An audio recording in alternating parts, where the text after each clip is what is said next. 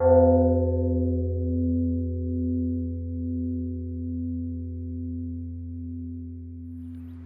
today is the 7th day of our retreat together. We've likely reached a sufficient understanding of the path of Dhamma practice. And so we come to investigate, or take a look at what is this mind, this citta. Well, it's an element of knowing. It's a knowing element that knows sense phenomena. And that is what we call the citta, or the mind. So having known a sense impression, then the mind chases after those sense impressions. This is when the mind lacks wisdom.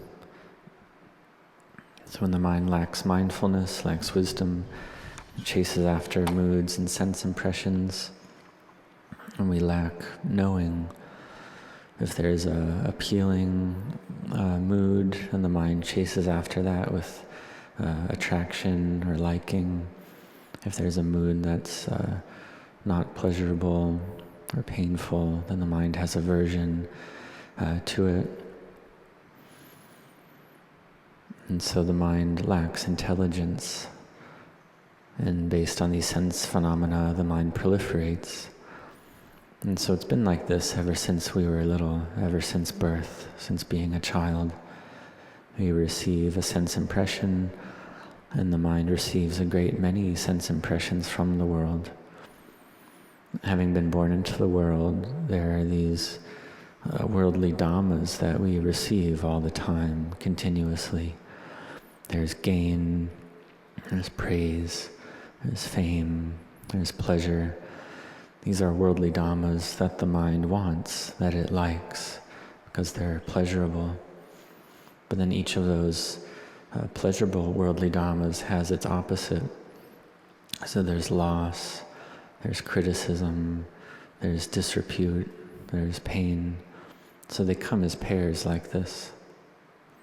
So sometimes there's praise, sometimes there's criticism, sometimes there's gain, sometimes there's loss. And problems arise based on this. It's like we use a car for 10 or 20 years, and one day the car breaks down or has an accident. And we didn't think that this would happen, but it does, and then we suffer about it. So these are the worldly dhammas, the side that we like, which are 4, the side that we dislike, which are also 4. And so there's 8 total. And these 8 worldly dhammas, they contact the mind all the time, constantly. And so if the mind lacks strength and energy, the mind chases after, runs after the pleasurable ones and runs away from the painful ones. And it just goes on and on like this throughout one's whole life until death, until the physical body breaks down and degrades.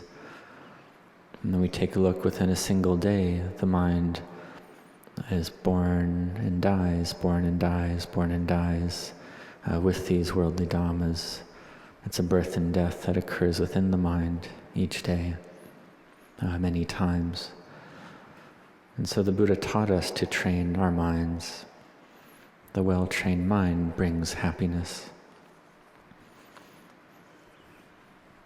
And so the mind that's not trained, it lacks intelligence, and it can't give rise to intelligence on its own. It needs to be trained.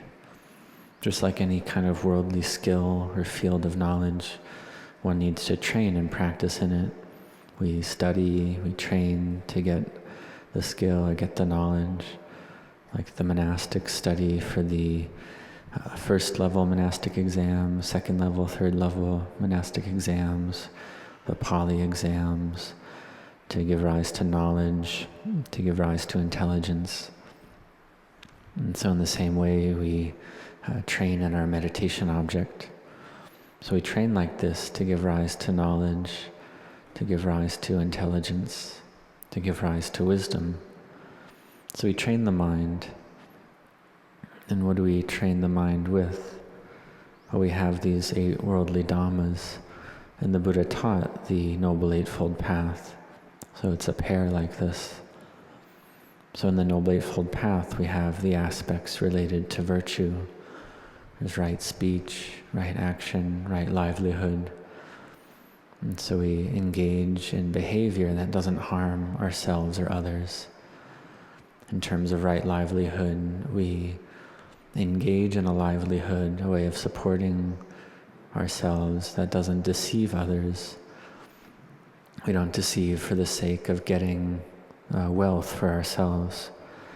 We see that that type of behavior has drawback and danger for ourselves and for our life. So we don't engage in wrong livelihood. But the Buddha taught to do or engage in livelihood in the right way. It's not deceptive. And similarly with speech, we have speech that's not false, it's not harsh, it's not divisive, it's not pointless or idle. And in terms of action, we have action that's correct, that doesn't harm ourselves or others, and a livelihood that's not deceptive. So in the beginning, these are aspects of virtue, of sila. And we see that if we don't have sila as our foundation, then we have heat and agitation. But with sila as a foundation, we don't have that heat, and we can cultivate mindfulness and samadhi well. And without right speech, right action, right livelihood, the mind's agitated and hot, has demerit. For instance, getting wealth through an incorrect livelihood, and deceiving others, or selling in a deceptive way, or lying. And there's a lot of this going on in the world. And this kind of action gives result, and the result is suffering. One can end up in jail, or incarcerated, or one can lose one's wealth because it was obtained wrongly. And then it's difficult to cultivate mindfulness and samadhi. So this is all about virtue. And when we come to the aspect of samadhi in the Noble Eightfold Path, we have right effort, so having perseverance, effort, energy. Then we have right samadhi, the correct, firm establishment of the mind. Then we have right mindfulness, or right recollection. So we have recollection throughout the day, whether we're sitting, standing, walking, or lying down. We have mindfulness, we have right recollection. We recollect the body as a heap of natural elements, earth, air, fire, and water. That the body is something not beautiful. In doing this, the mind becomes peaceful. The mind is gathered and collected. And so we see that these different qualities, they all support each other to bring the mind to be firmly established. And it makes mindfulness, recollection easier as well. We can have mindfulness with the body, and we start to understand. In the beginning, we don't have to be in a big rush about it. We don't have to want it to go so quickly. For instance, some Dhamma practitioners in the beginning, from the first day, they see the drawbacks of the agitated, chaotic mind, the drawbacks of chasing after moods and sense impressions. And they see that their mind is totally without refuge, without a home, without a place to rest, just like a homeless person, a person out on the streets. So this mindfulness arises that one has been without a home, without a refuge, but now one wants a home, wants a refuge. And sometimes one wants that, but one doesn't get it. One sees that one's been homeless for such a long time. One's been chasing after sense impressions for such a long time. And then just in a single day, one decides that one wants samadhi. And will one get that samadhi just in that first day? It's like if we have no money whatsoever, and then we want to have 100 million, whether it's 100 million baht, 100 million Singaporean dollars, 100 million euros, 100 million dollars, or whatever the currency is. will one be able to go from no money at all to 100 million in a single day? It's not possible. One needs to work. Similarly, one needs to train the mind, to have intelligence, to cultivate parami, to bring about the state of having a refuge. Because this practice of having mindfulness, recollecting the body, it's not easy, but you should have great confidence in it, that this method is correct. This method of mindfulness, of recollection, it is the correct path. It's the way to bring the mind to wisdom, to bring about peace and wisdom in the mind. So you can have the utmost confidence in this. May you be confident in it. So you can strive and practice, and you don't have to doubt it. But sometimes some people, they keep doubting without ceasing, doubting constantly. But like this, one can still progress, one can still practice. I was listening to the Dhamma of Luang Pu Cha, and Luang Pu Cha was giving a teaching that gave rise to great rapture in my mind, because I had a great many doubts, and I wanted results very quickly as well. So Luang Pu Cha gave the teaching that some practitioners have a lot of doubt, but if they keep practicing without giving up, then they can make it as well. And I got a great deal of strength and energy hearing, particularly this last sentence, that they can make it as well. That even with a lot of doubt, one can progress, one can make it as well.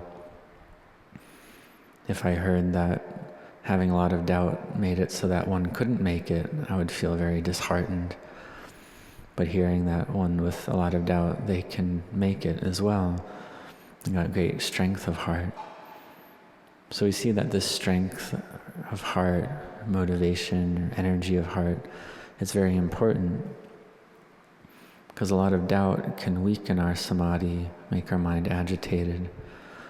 So we practice to put down the doubts, to just put them to the side. And sometimes the mind just won't let go of it. The mind thinks like that.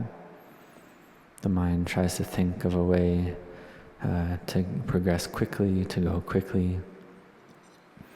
But Luang Pu Cha taught already, have mindfulness with the body, mindfulness with the in and out breathing, have mindfulness to contemplate the body as a heap of earth, air, fire and water, as something not beautiful, as a subha, to bring the mind to peace and collectedness. We can also recollect the 32 parts of the body as they're taught, the 10 asubha recollections. So this is all about the body. And we have mindfulness with sitting, standing, walking, lying down. We contemplate the body internally and externally. So we do it like this. We train and practice like this. So may you have confidence in this. May you practice to bring about firmly established mindfulness. And when you do this, then peace arises, samadhi arises. When you contemplate, samadhi arises, rapture arises, the mind's peaceful and gathered. You can get the 5 different types of rapture, as I explained previously, and the mind can feel a great deal of happiness. So we take a look at this body and see it as something not beautiful. When we see the body as something not beautiful, then the mind becomes beautiful, bright and radiant. So it's opposite like this. If we see the body as beautiful, then the mind is dark and lost. So it's lost in such a way that it's like we think we're going west, but we're actually going east. Or we think we're traveling east, but we're actually going west. So it's just not correct. Like we see in the 8 precepts that we don't adorn the body or put on adornments or makeup and so on. And this is to help see the truth of the body, to see how it really is. Is it really beautiful in truth? The Buddha taught that it's not beautiful. So we practice to see the truth. We don't adorn the body or decorate it. We don't give it perfumes or scents. And this is to help see the truth of it. We don't dye the hair. We can see the hair becoming white. And we see this, and it helps us to not be heedless, but to be heedful, to see it as not beautiful. So this is an example. So we come to contemplate the body, not to be deluded in it. And in this way, samadhi, rapture, fullness, and happiness arise. So we practice to make the mind gathered in samadhi, to make the mind firm, and to do this often, to cultivate mindfulness often. So we do this all the time. We do it continuously. We have effort. In the beginning, we need to force it or control it, to force oneself to sit meditation, walk meditation, to go on retreats. Or if we're sick, then we put up a fight. We keep making effort, patiently endure. We fight against Mara. And so we do this often in order to overcome these obstacles. And we make the mind peaceful and samadhi. And at this point, we don't need to control it, but the mind is firm. When the time comes, we sit meditation, we walk meditation, we don't miss out on it. Just like Venerable Ajahn taught to the monks and novices, not to miss the morning chanting or the evening chanting. In doing this, one has the strength and energy to do the sitting and walking meditation. So this is important. And this is what Luang Pu Cha taught. To practice evenly, to set our hearts on it, to have this firm intent. So we do this all the time. We practice like this constantly. Just like we see various members of the lay community giving alms during alms round every day, and they never miss a day. Even if it's raining or if there's thunder and lightning, they always show up to give alms. And this is something really worth rejoicing in. And also the laity in other countries making merit all the time. This is something that's quite miraculous and amazing. This quality of faith, belief, or firm conviction in the practice of generosity, faith and conviction in the practice of virtue and meditation, and having effort like this, and seeing practitioners have this firm intent, this sincerity, like even 60 or 70 years old, practicing to stay up all night, practicing meditation, to strive like this. So this is really worth rejoicing in, this firm intent to have effort and perseverance. So may you all have this effort and perseverance to practice evenly. May you do this all the time. In 5 years, 10 years, 20 years, the mind can give rise to clear knowing. So we make merit, we do goodness, and we see that merit, we see that goodness. It's not that we have wealth and we just don't do anything with it, but we see the value of goodness. We see that all worldly wealth is temporary, but merit and goodness is something that follows us into the next life. So therefore we do a lot of merit. We see that this merit is important. And the merit that's of great importance is this cultivation of mindfulness. We recollect the qualities of the Buddha, Dhamma, Sangha. We take that as our refuge. We contemplate, and we learn about the body, that it's a heap of earth, air, fire, and water. And not only do we study and learn about it, but we do it as well. We recollect it. We recollect natural elements of earth, air, fire, and water, and we put it into practice. We cultivate mindfulness. We teach the mind. We keep a watch over the mind. Is the mind getting lost in moods and sense impressions? Is the mind getting lost in the world? Lost in attraction or liking? Lost in praise or gain or fame or pleasure? Lost in aversion? Lost in loss or disrepute or criticism or pain? So all these things, we contemplate them, that they're all normal, they're all natural. That when we live in the world, we need to meet with these 8 worldly dhammas. So we need to prepare ourselves for this. We can also take a look at how do these 8 worldly dhammas arise. They arise because of this body. And so the body eventually degrades and passes away. And there's also these 8 worldly dhammas that can really torture the body. And we see that the body breaks down, gets sick, degrades. And so there's the 8 worldly dhammas on the outer level, but there's also this very body right here that breaks down and degrades. And when the body breaks down and degrades like that, it can be a great deal of suffering.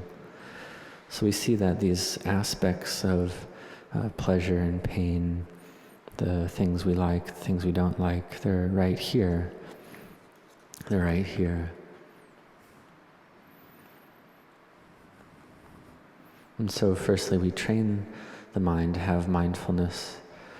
When the body's strong, we practice, we train, so that when the body does die, we can die with a happy mind. So may you be heedful, may you train and practice according to the teachings of the Buddha. And we make this effort even and continuous effort to have mindfulness and samadhi, to be firmly established. And sometimes a wisdom arises, and it's like nothing we've ever dreamed of. We listen to the Dhamma, we see everything as convention, absolutely everything in the world. And in this way, liberation arises, vimutti arises. The mind is bright. And this is something that can arise for all practitioners. You see convention, see liberation, and Nibbana is close. And so this is an experience you've all likely had already. So Luang Pu Cha would give teachings and I would listen, and I would feel that Nibbana was not far away at all. The mind was very bright and radiant, feeling that Nibbana was close. I felt I could see the path very clearly, just as if Luang Pu Cha was taking all of us to Nibbana, leading us to Nibbana. But then days would pass by, the samadhi would degrade according to nature, which is natural and normal, because samadhi and wisdom, they arise, stay for a while, and cease. And it would come to the point where I didn't see the path clearly anymore, and doubts arose again. So it's like this. So in truth, when we see the path clearly like that, we should try to really remember it, to memorize it, so that whether we're actively seeing it or not, then we can remember. We can use our memory to bring it to mind, or to remember what it was like. So we see the path, we feel peaceful and collected, we listen to the Dhamma, and in this way we can attain to and see the Dhamma. So we practice recollecting the Buddha, Dhamma, Sangha as our highest refuge, recollecting the natural elements of earth, air, fire, and water. And we have effort to cultivate the 4 foundations of mindfulness. The effort to make the mind firm and well established, to cultivate mindfulness of the body, feeling tone, mind, and dhammas, to see all sense phenomena as they arise. And whatever the mind's proliferating about, we watch it. We practice not to cling to it. We see that whatever arises in the mind, whether it's wholesome or unwholesome, they're all dhammas. They all arise and cease. None of it is a me, a mine, or a self. So we learn about this. The mind comes to an understanding of the path, and we see the path clearly. So this is the Dhamma, seeing the Dhamma clearly. So seeing the Dhamma, it's not something difficult. It's not beyond any of your ability if you apply yourself and set your heart on it.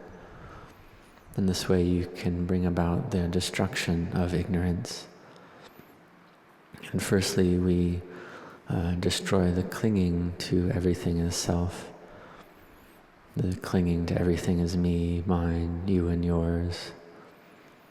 And we take a look, firstly we train and investigate, is this truly mine? Is it truly me, or truly self? Is this earth, air, fire, and water, are they really mine? Are they really self?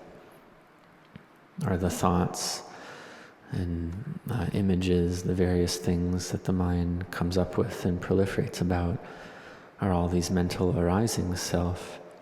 Is liking and disliking self, pleasure and pain self? So we just don't pick up any of it. And this way wisdom arises. So it starts with, we have samadhi that's firmly established. Wisdom arises, and this is right view. And this right view, it's knowing suffering, its origin, its cessation, and the path to its cessation. This is walking the Noble Eightfold Path, having virtue, collectedness, and wisdom. So this is right view. This is knowing stress, knowing suffering. And if there's a lack of mindfulness and wisdom, then the strength of the path of the Magga is weak, and so we cling to the four elements as self. And so this clinging arises in the mind, clinging as me and mine. This is ignorance proliferating in the mind, ignorance proliferating, giving rise to sankharas, conditioned formations in the mind. And whether it's wholesome or unwholesome, we take it as self. It's pleasant, unpleasant, or neutral, it's taken as self. Any of the 5 hindrances or mental arisings that are meritorious or demeritorious, or liking or disliking, they're all taken as self. So this is ignorance. Just like when the eye sees a form, one sees that form and likes it or dislikes it. And why is this? It's because the mind is lacking clear knowing.